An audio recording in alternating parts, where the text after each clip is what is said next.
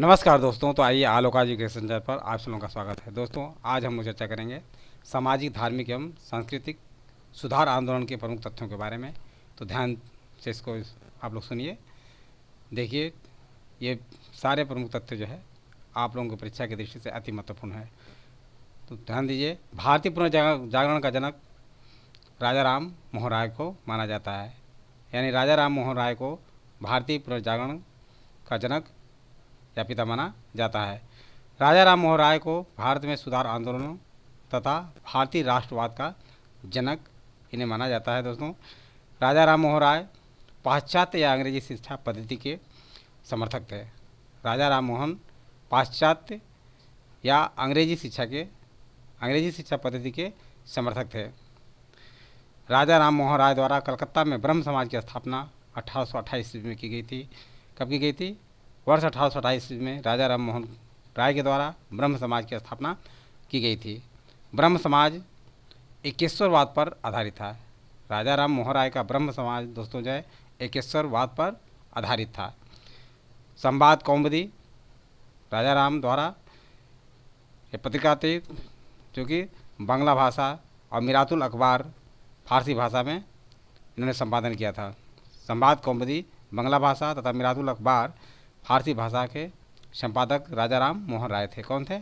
राजा राम मोहन राय द्वारा मिरातुल अखबार फारसी भाषा में और संवाद कौमुदी जो है बांग्ला भाषा में लिखी गई थी। वर्ष 1815 में एकेश्वरवादी मत के प्रचार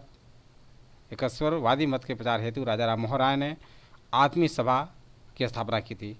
आत्मीय सभा का स्थापना राजा राम मोहन राय के द्वारा कब किया गया था? 1815 ईस्वी में। दोस्तों जो ध्यान रखिए, इसकी स्थापना की गई थी। ब्रह्म समाज के विचारों को लेकर वर्ष 1865 में केशव चंद्र सेन व देवेंद्रनाथ टैगोर में मतभेद हो गया था। परिणाम स्वरूप या फलस्वरूप केशव चंद्र सेन मूल ब्रह्म समाज से अलग हो गए और वर्ष 1866 ईस्वी में दोस्तों आदि ब्रह्म समाज की स्थापना की। यही बाद में भारतीय ब्रह्म समाज कहलाया। क्या कहलाया? यानी केशव चंद्र के द्वारा स्थापित आदि ब्रह्म समाज ही भारतीय ब्रह्म समाज कहलाया, जिसकी स्थापना केशव चंद्र सेन ने 1866 ईस्वी में की थी। राजा राम मोहन राय को राजा की उपाधि मुगल बादशाह अकबर द्वितीय ने दिया था। मुगल बादशाह अकबर द्वितीय के द्वारा राजा राम मोहन राय को क्या दिया गया? राजा की उपाधि दी गई थी। राजा राम मोहन राय की समाधि कहाँ पे है? लंदन के ब्रिस्टल यानी इंग्लैंड ब्रिस्टल में स्थित है। वर्ष 1872 में नेटिव मैरिज अधिनियम को पारित करवाने में केशव चंद्र सेन ने अपनी अहम भूमिका निभाई थी। 1872 ईस्वी में नेटिव मैरिज अधिनियम को पारित कराने में किस व्यक्ति ने अपनी अहम भूमिका निभाई थी? तो केशव चंद्र सेन ने। वर्ष 1839 में तत्वबोधिनी सभा की स्थापना देवेंद्रनाथ टैगोर के द्वारा किया गया था। देवेंद्रनाथ टैगोर ने 1839 ईस्वी में तत्वबोधिनी सभा की स्थापना की थी। वर्ष 1875 में आर्य समाज की स्थापना दयानंद सरस्वती ने कहाँ पे की थी? दयानंद सरस्वती ने बॉम्बे में की थी।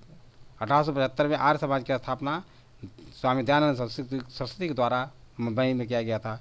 वेदों के पुनरुत्थान का श्रेय स्वामी दयानंद सरस्वती को ही दिया जाता है तथा उन्होंने वेदों की ओर लौटो का नारा भी दिया था। तो वेदों की ओर लौटो की नारा किसने दिया था? दयानंद सरस्वती ने दिया था।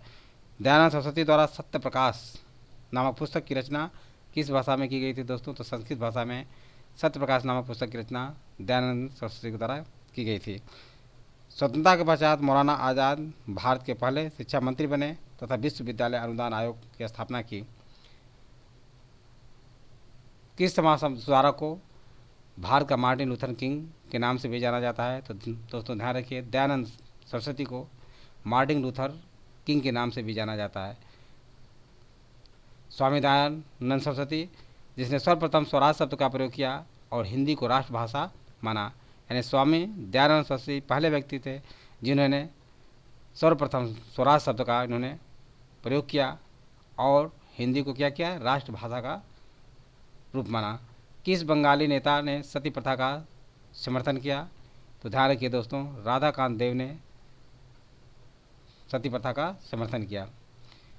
वर्ष 1867 में केशव चंद्र की प्रेरणा से महाराष्ट्र में प्रार्थना समाज की स्थापना आत्माराम पांडुरंग के द्वारा की गई थी। आत्माराम पांडुरंग के द्वारा वर्ष 1867 में केशव चंद्र की प्रेरणा से महाराष्ट्र में प्रार्थना समाज की स्थापना की गई थी। महादेव गोविंद रानडे समाज सुधारकों को महाराष्ट्र का सुकरात कहा जाता है। यानी महादेव गोविंद रानडे को, जो कि एक समाज सुधारक थे महाराष्ट्र का, इन्हें सुकरात कहा जाता है। वर्ष 1897 में विवेकानंद द्वारा रामकृष्ण मिशन की स्थापना कलकत्ता में की गई थी। कहाँ की गई थी? कलकत्ता में 1897 ईस्वी में विवेकानंद द्वारा जो है रामकृष्ण मिशन की स्थापना की गई थी। स्वामी विवेकानंद ने विश्व धर्म संसद शिकागो में कब भाग लिया था? तो 1893 ईस्वी में स्वामी विवेकानंद ने विश्व धर्म संसद शिकागो में भाग लिया था। सिस्टर निवेदिता कौन थी? तो सिस्टर निवेदिता दोस्तों जो है विवेकानंद की शिष्या थी, जिसका नाम क्या था? मार्गरेट नोबेल था। 19वीं शताब्दी के उत्तरार्ध में नव हिंदूवाद के सर्वश्रेष्ठ प्रतिनिधि किसे माना गया? तो स्वामी विवेकानंद को नव हिंदूवाद का सर्वश्रेष्ठ प्रतिनिधि माना गया। न्यूयॉर्क में थियोसोफिकल सोसाइटी की स्थापना कब की गई थी? तो 1875 ईस्वी में दोस्तों जो है न्यूयॉर्क में थियोसोफिकल सोसाइटी की स्थापना की गई थी और इसके संस्थापक एचपी ब्लावत्स्की थे। ब्लावत्स्की एवं कर्नल आर्काट थे। भारत में थियोसोफिकल सोसाइटी का मुख्यालय कहाँ स्थापित किया गया? तो मद्रास में, अड्यार मद्रास में स्थापित किया गया।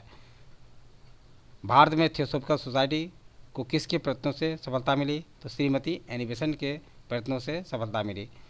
यंग बंगाल आंदोलन के प्रवर्तक कौन थे? तो यंग बंगाल आंदोलन के प्रवर्तक दोस्तों जो है हेनरी विलियम डिरोजियो थे। विधवा पुनर्विवाह को कानूनी रूप से वैध करवाने में किसकी महत्वपूर्ण भूमिका थी? तो ईश्वर चंद्र विद्यासागर की महत्वपूर्ण भूमिका थी।